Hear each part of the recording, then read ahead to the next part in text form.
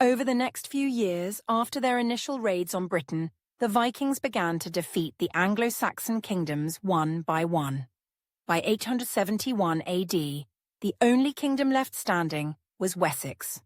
The Vikings had already taken control of the northern and eastern parts of England, moving swiftly through these regions.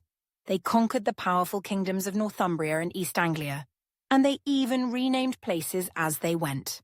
One famous example is York, which they renamed Jorvik. This became an important Viking settlement and a centre of trade.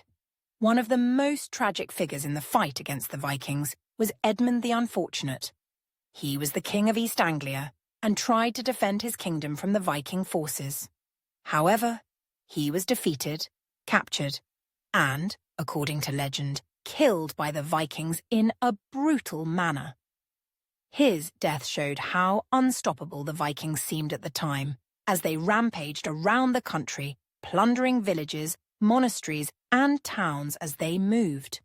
The Vikings were not only after treasure, they also wanted land and power. As they gained more territory, they set up their own rule in many areas of England.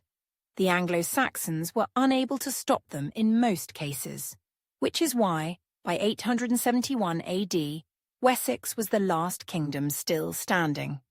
In that same year, 871 AD, a new leader rose to power in Wessex, Alfred, who would later be known as Alfred the Great.